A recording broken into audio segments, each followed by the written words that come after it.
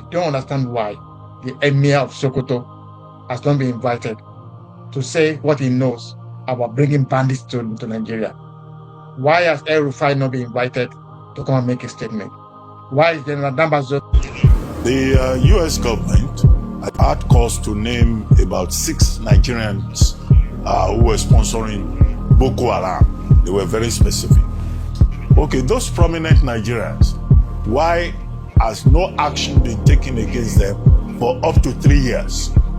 There was also at a time, I think after 2022, the Securities and Exchange Commission blacklisted about 10 Nigerians who were involved in this process of terrorism. Even if it is those that have been identified, the people need to see government taking action against them. Just to say that in reference to what you just said, wonderful followers and subscribers of Holy Ghost on, he don't set. Donald Trump is not joking. Donald Trump is not playing. Drop around, they think that they are playing with they are not their fellow Nigerian criminal politicians. They don't know the person they are dealing with here is Donald Trump. Donald Trump, they release fresh, reports and list of some Nigerians who are sponsoring Boko Haram. Terrorism in Nigeria. And in the intro of this video, I've just heard some name, and you are going to hear more. All you need to do is to watch this video to the end. Now, one question you must ask yourself is this: why are government, they are hiding it though? They keep hiding it, but we have a way of getting some of these informations out. Also, after this video, there's something I'm still going to unveil in my next video. You understand? So they keep hiding the name, they refuse to prosecute them, but somehow we are still getting it out. If you guys see me hitting on the center of Sokoto, I know what I know. That is why I talk the way I talk. Anyway, in case today is your first time of coming across my video, I want to say a big thank you to you for stopping by. This is Holy Ghost on platform, a platform that tell you undiluted truth. Please endeavor to watch this video to the end because it is super loaded with information. The Lord bless you. The U.S. government had cause to name about 6 Nigerians who were sponsoring Boko Haram. They were very specific. Okay, those prominent Nigerians, why has no action been taken against them for up to 3 years? There was also at a time, I think after 2022, the Securities and Exchange Commission blacklisted about 10 Nigerians who were involved in this process of terrorism. Even if it is those that have been identified, the people need to see government taking action against them. All right, thank you, Dr. Abati. Just to say that in reference to what you just said earlier on, specifically in February 2022, then Minister of Information and National Orientation, Alhaji Lai Mohammed, told the nation that, and I just want to quote him very well so that you're very clear and our viewers know that this is a serious issue that needs to be given the attention it deserves. This is what Alhaji Lai Mohammed had to say. He said, for its part, the analysis by the Nigerian Financial Intelligence Unit in 2020 to 2021 revealed 96 financiers of terrorism in Nigeria, 424 associates and supporters of the financiers, and the involvement of about 123 companies and 33 bureau de change, in addition to identifying 26 suspected bandits and kidnappers and 7 co-conspirators. Now, 3 years on, you're very right, Dr. Abati, to ask what exactly has happened. And this is what rational Nigerians are asking. Now, the Minister of Information and National Orientation in the Tinubu administration, Alhaji Idris Mohammed, is telling us that it's not just a matter of bringing the list and taking them to court. So for how long will it take for us to prosecute these people? And you would have seen the steps that the NFIU went in terms of getting these people, tracing them way out of the country and all of that. So it's very clear at this moment that there's lack of political will in several administrations, not just that of President Tinubu's government, but several administrations, to be able to ensure that there's a clinical prosecution of those who are terrorism sponsors. And by the way, shouldn't the Nigerian government, whether in the past or present, owe the Nigerian people, the right to actually know who these people are? Why is it that they are just couching them that in names and all of that? So this is why people are saying that there's complicity among Nigerian political class, Nigerian politicians, for them to keep hiding these names from the people and the people are being terrorized, it means that there's a gang up by the political class against the Nigerian people. Isn't the country at war at the moment for us to know those who are bringing this war close to our doorsteps? That is what the likes of former NBA President Wole Olanipekun is saying.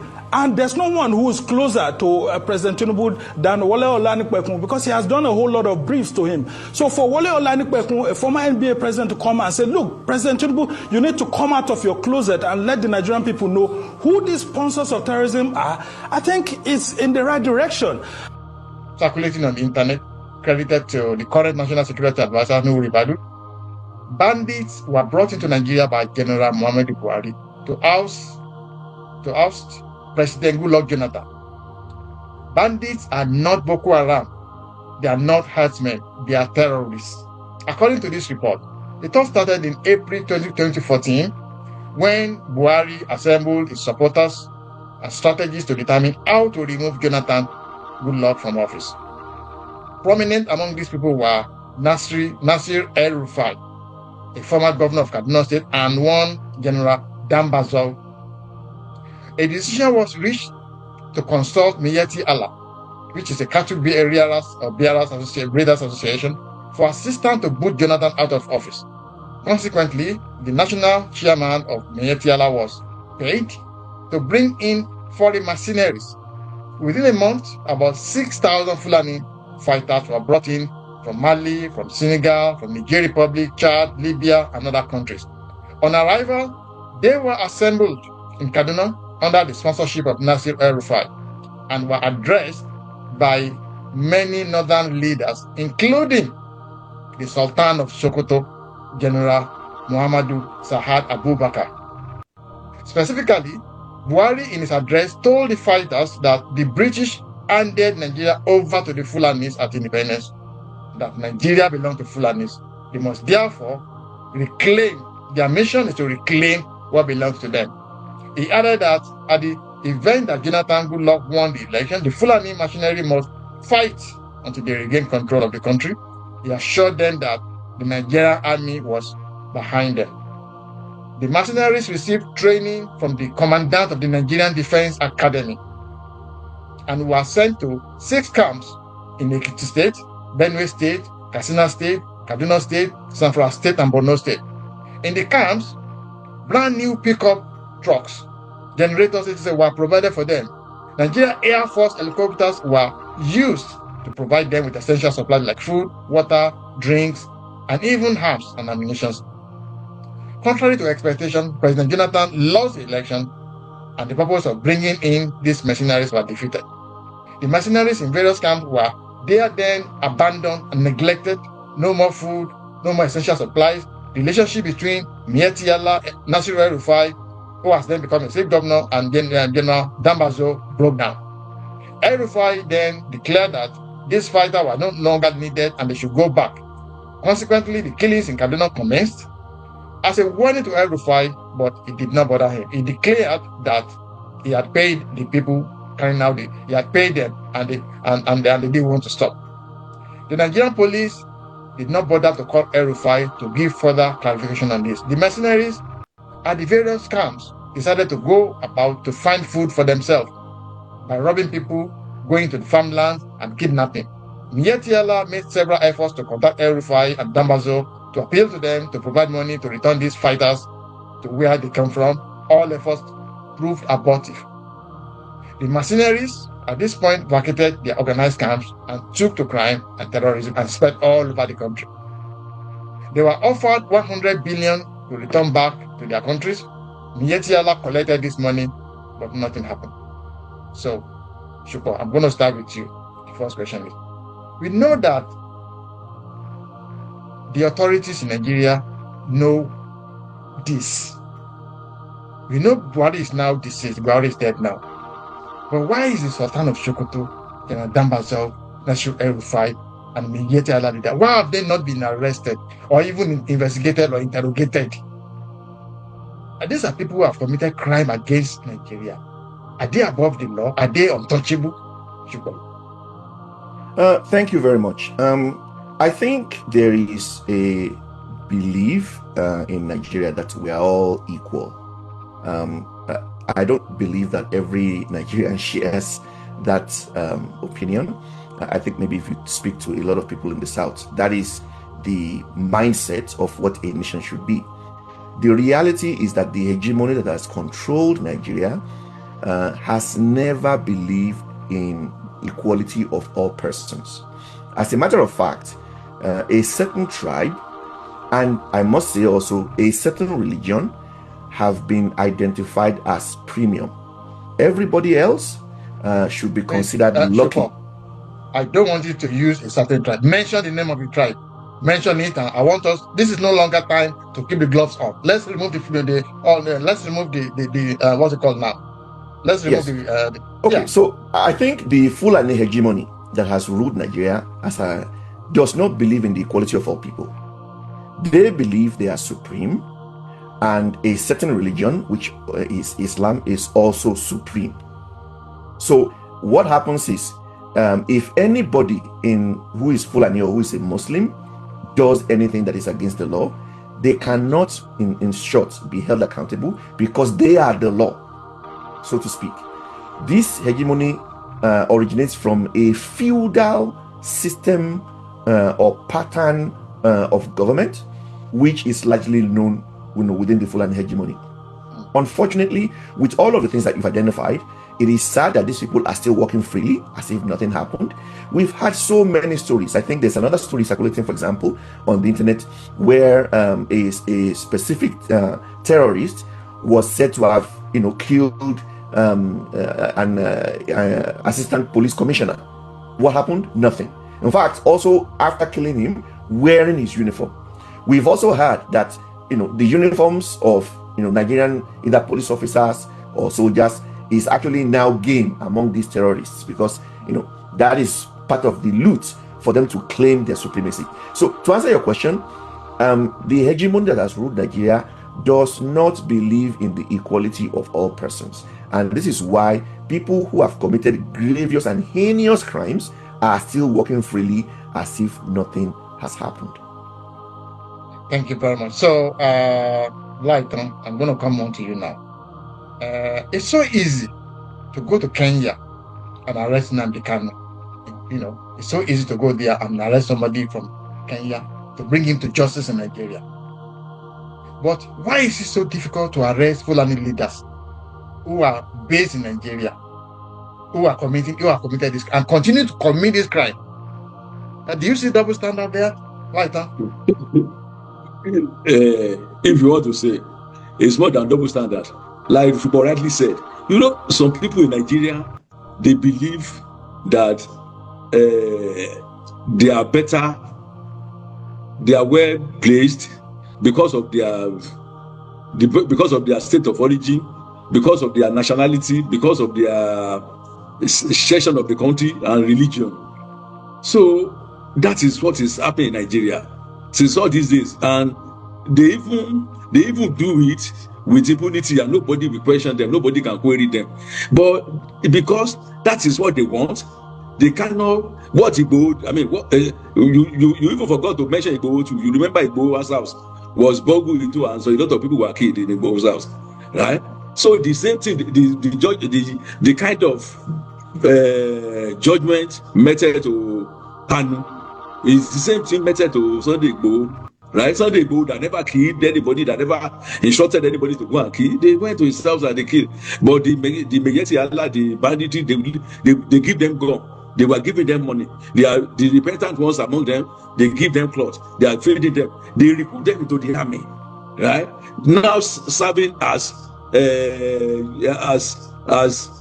informers to the bandits that we are fighting. It's a lot. It's a lot. Now, what I'm suggesting is we just need to sit down, right? What are these people? What do they want? Right? We need to address it. Their wants. So it is when we know what they want that we can build support for it. We cannot run Nigeria like this. People cannot be killing because we are Muslim. You cannot be killing Christian. As if they are slaughtered. I saw one video. They slaughter people, somebody, as if they are slaughtering cow. Human being. they were using hammer on people's head. They asked them to tie their hand backward, and they were beating them that they should bring out their money. Where is their money? They should call their family. They said these are the Yoruba people, these are the Igbo people, but they are killing everybody, right? So what we want to say is, what do these people want? El-Rufai said they've asked them to go. But the El-Rufai of this world, the Sultan of Sokoto of this world, what do you want? Sit down. It is when we know what we want that we can build support for it. Right? It is abnormal for us to be together. We are not together. Our thinking is not the same. Our orientation is not the same. Our religion is not the same. Our orientation, the way we view things is not the same. Right? Why are we together with these people? Right? So the issue of saying they can't, because it is easy for them to go and arrest this guy Kanu in where he was caught, and the Fulani are here. They fail to arrest them. A lot of Fulani are in the army that the army cannot even shoot them. Thank you very much. All right, okay. Demola, these bandits, majority of them have now been enlisted into the Nigerian army. They said they are repentant terrorists. It's like Israel taking Hamas into the Israeli army and saying they have repented. Does it make sense? Does it make sense, Demola? Yeah, it's just like putting fire on your rooftop, and you don't expect your house to be burned down. I don't think it makes any sense. We have to give credit to Goodluck Jonathan for this peaceful transition of power in 2015. For him not to counter-react with these mercenaries that were brought into Nigeria to remove him from power, and also from the foreign governments that were aiding and supporting those activities towards the removal of Jonathan. It's obvious, it's on record that the United States of America under Obama were also complicit in that act. We have this problem now. We are all on our own. Having this policy of integrating what they call the revamped or repentant terrorists. Terrorists it's the policy of Buhari, and it brings to focus from his emergency as president. If we realize is that one of the big politicians in the North, Galadima, specifically also buttressed the point of Nuru Ribadu, that they deliberately brought Buhari into power because Buhari was not interested in politics, because he said the politics was too dubious. But they convinced him because they want to use him for that agenda. And this is the work of Arewa Consultative Forum. The problem of Nigeria is the people that are marking 25 years of nonsense. The Arewa Consultative Forum, you ask them, for 25 years of their existence, what have they done for the North? They have built a lot of political billionaires. They have built a lot of foreign money laundering abroad, siphoning money that are meant for the people into private accounts in Nigeria and abroad, and nothing to show for the interests of the Northerners. The ordinary people of Northerners are not. So they are using all this to blackmail and to control the government. What do you expect? We are having a lot of leakages in security apparatus now. Where do you think it's coming from? It's from these bandits and terrorists that were integrated into the army. They are bias that are already stained the taste of our meat. Thank you. They are pausing. Thank you, Damola. Thank you. Let me pause you because of time. I'm going to come back to you, Shupo. Now, a couple of days ago, the governor of Kebbi State, and we know that some schoolgirls were abducted in Kebbi State. So maybe about 100 of them were abducted. So the governor of Kebbi State said that there were soldiers. It's not like the place was left undefended. There were actually soldiers stationed there to protect that school. But 15 minutes before the terrorists, struck, the soldiers received a telephone from somebody to leave the site. And then the soldiers left. And then the terrorists struck and took the girls away. So, and the governor was asking who gave that order. So if the governor, who himself is a Fulani, is confused, doesn't know who gave this order, are we seeing a system in area where some army general, maybe some retired army generals, or maybe some retired, maybe some big guns are working for or some generals in the army or some commanders in the army are actually working for these terrorist organizations? Because we have had different stories of soldiers who have been told not to shoot at terrorists, and some of them who dare to shoot at these terrorists were removed from the army. And some soldiers who dare to come and say, "Oh, they didn't give us harm, they didn't do this for us," they were all removed. So, is Nigerian army now fully compromised, Shupo? I think you just said the exact word. The Nigerian army is, in my opinion, is completely complicit and actually compromised. Look, when the governor himself cannot determine, does not know who gave the order, that tells you that the governor is just a figurehead. He is not in control. He is not absolutely in control. If soldiers could receive a phone call from somebody else, whoever that person is, and could leave their post only for that school to be attacked about 10 or 15 minutes after, it tells you that they are loyal to other external interests. So this is the story of sabotage, and this is always what happens when you have so-called repentant terrorists in the army. I mean, their allegiance is not to the Federal Republic of Nigeria. Their allegiance is going to be to whomever has determined that, they are repentant and is enabling or facilitating their being, taken in, or even in certain cases, even commissioned as officers. It is an internal sabotage, and as long as the army still has these, elements within them, the Nigerian army will never succeed in its campaign against terrorism. Now, let me say something, in addition to this.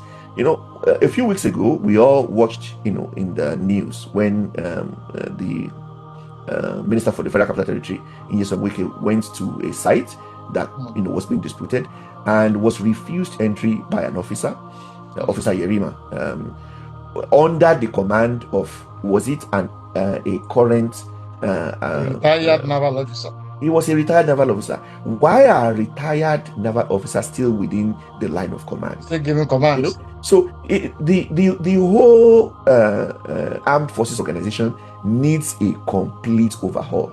I mean, anybody serving in any of our security agencies should go through a thorough security clearance process. And if you have ever, been compromised, either you've been involved in illegal activity, you've been involved in banditry, robbery, or any of these types of things, that automatically should disqualify you from being able to work in any of these agencies. Thank you very much. Lighton, I want to take you down what we call the memory lane. Many years ago, during the time of Obasanjo, Chief Bola Ige was the Attorney General of the Federation. He was in his house in Ibadan with his police escorts. And then, a few minutes before his assailant struck, the policemen received a call to leave the site. And the policemen left the site. And then the killers came and killed him. So, are we seeing a kind of state security architecture that was made since the time of the British to eliminate or to destabilize? Because I don't understand who are the people making these calls? Lighter. You see, that is what we always say. It's just a repeat of what they did for Bola Ige, the repeat of what they did for this guy that died in River State, this PDP man, Toye Douglas or so, I forgot his name now. One of the chairman of PDP, one of the chairmen in the South. That tells you that it's still a rule of thumb that they are using. They don't want to level up their games, right? I mean, what we need to do this time around is there should be a scientific way of killing people that they will not be able to trace it to them. But they are idiots. They are all idiots. What they do is, sorry to say for that word, what they do is they will send you the security apparatus, sending them away, and there is even a small boy will realize that I mean, things has to be done in different way, not the same thing, not the same way, not the same measure, right? What we are saying in essence is the government, they are involved. They know everything that is going on. They know about the killing. They know about what is going on. They are the one that the guiding all this army go in so time. You have to leave your duty post. You should go away. So somebody who wants to come here to come and cut away the children, they will come away. I mean, they will cut them away. So they can now call them go back. In the war front, they will say, don't shoot Boko Haram, don't shoot the banditry. For what? Why you? Is it not for a simple thing? They will know what is going on, right? And everything they just do things. They don't apply their sense the way they do it. And those people who want to come and the moment they ask the soldier men that they are there, the moment they ask them to leave that place, so those people want to come and rescue them. You know, the bandits, they ambush them. Those people want to come and rescue the 25 children, 25 people of that government girls' school college in Kebbi. They lay an ambush for them. 24 of them were wounded. So it is, you don't need a diviner. You don't need a suicide or clairvoyant to tell you that these people, they are the bomb, they are engineering it. They masterminded everything that happened. Since the time President Buhari has been saying that everybody, the bandits who are repentant, that they should inculcate them into the army. That is when everything turned comatose. Thank you. Thank you very much. So, Demola, there's something that is bothering me. Okay, so the worshippers of the community in Kwara, I think Eruku, they have now regained their freedom.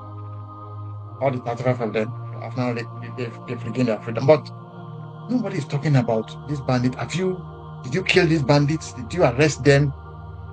So, but we just heard that, okay, these people have been released. But why are they not arresting these bandits and bringing them to justice? Why is it so easy to go to Kenya and pick an Igbo man? But the Fulanis who are doing this damage at home here, why are they on rampage? Why are we not arresting them? That is a story of Nigeria for you. There is secrecy and lack of transparency in everything. There is no honesty in all this. Even at this crucial period, with all the pressures from international bodies and countries, with all eyes on Nigeria, and yet we still refuse to do the right thing. We are behaving like a madman that keep on doing the same thing and the same thing again and expect to see a different result. We are not honest. We are not sincere. We are not really serious about tackling this crisis, these murderous evils that are in Nigeria. because people are profiting from it economically and politically. It is a tool in the hands of politicians to discredit their opponent and to gain edge over others because they cannot convince people with sincerity of purpose. Because they knew that when they create insanity, then that is where they can strive. That is where their hands can be done, and that is where elections and political influence can be done. They can move people, dislocate people from voting, create an environment where people will scare away from going to the police station. It's all gimmick. It's all in the hands of the politicians. It's all politics. But they are playing on people's life. They don't have conscience at all. Our Nigerian politicians are so dubious that they can do anything to get into power, even if they have to sacrifice the whole country for them to do it. They don't care as long as they gain that power. So it's obvious that people, when you say you arrest or you rescue people, from who? Who are the people you rescue from? Where are they? Why are you not arrested? How many of them are already deceased or fall as casualty to your rescue mission? None. Yes. The other time they said that the guys escaped. Escape from where? Look, they are not telling the whole truth. The eyes on them. They are having their celebration at Abuja. They are only giving what they want to give because the world is crying too much about them. They need to be more sincere. And this is a clarion call to our service chiefs. They are called upon at this crucial moment to make history, to change things for good, to make name for themselves. Even if we have to take their life, let them do the best. That is what Lagbaja did. Thank you. And if Nigeria need to be, look, the chief of army staff, General Waidi Shuaib, need to go to the deep down of all this. Who is giving contrary order to the interest of his command? Thank you very much, Demola. I'm going to have to pause you there. I'm so sorry, we're out of time. And I want to take this opportunity to tell our leaders, to the president, down to the service chiefs, the general of the federation. He was in his house in Ibadan with his police escorts. And then, a few minutes before his assailant struck, the policemen received a call to leave the site. And the policemen left the site. And then the killers came and killed them. So, are we seeing a kind of state security architecture that was made since the time of the British to eliminate or to destabilize? Because